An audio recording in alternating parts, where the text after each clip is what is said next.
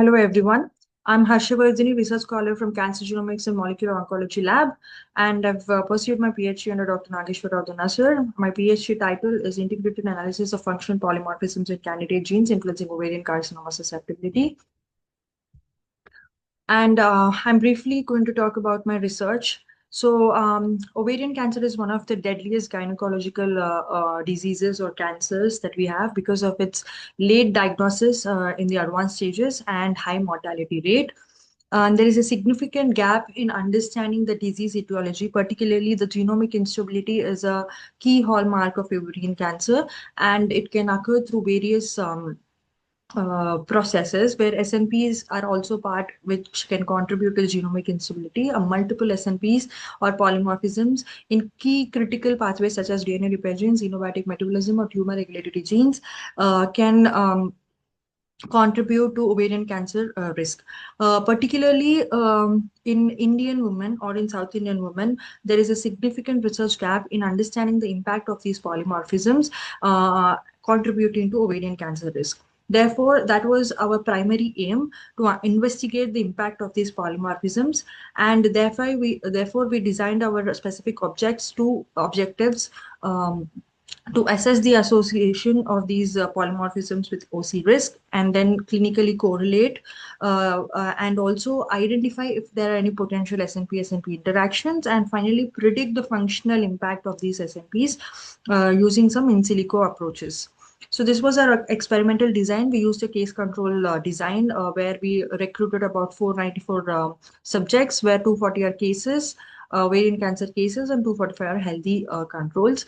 So we had a collaboration with the Cancer Institute at Trichy and Madurai. We had recruited the cases and controls, taken the blood from them, extract the DNA, and perform the genotyping using the PCR-RFLP method. And there were four critical parameters for the SNP selection. One was the biological relevance and key pathways that are associated with ovarian cancer. Then the functional significance, where these SNP lie. For example, those in coding regions that can impact protein or promoter regions. So these can impact the protein structure, function, and expression. And then population-specific evidence gap, because it was underexplored. There were no studies correlating or performing this combined association studies in Indian women, and minor allele frequency greater than 5%. So we studied around 24 SNPs in 21 genes, and after the association studies, we found that after multiple testing and FDR correction also, 12 SNPs sustained the significant p-values, and out of them, the 11 of them were actually associated with increased OC risk.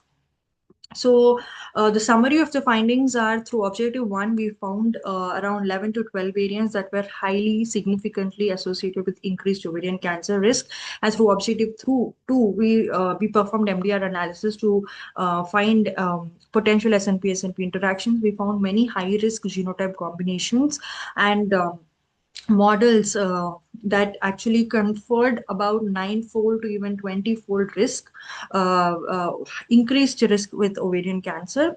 And in objective 3, through in silico analysis we performed, we found that many pathways were interconnected, and we performed the secondary structure analysis through SOPMA and even analyzed the electrostatic potential surface, and we found there were coincidences between the genetic association studies and in silico studies. However, in silico studies need functional validation, and these association studies must be validated or replicated in larger cohorts. Overall, the study has addressed few gaps. Particularly, we have studied the low penetrance genes beyond the BRCA1 and 2, which are high penetrance and often studied in the hereditary cancer. So with respect to sporadic cancer, we have studied a combined low penetrance gene variant impact, particularly in South Indian women. And we have also associated these variants that might be prioritized as putative genetic targets for future validation. This can even support polygenic risk assessment and future personalized management. And overall, it provides a population-specific genetic insights into ovarian cancer pathophysiology or understanding the disease etiology in general.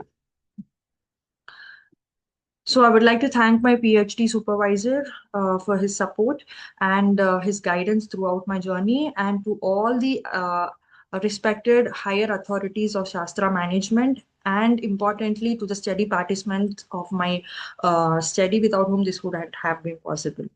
Thank you.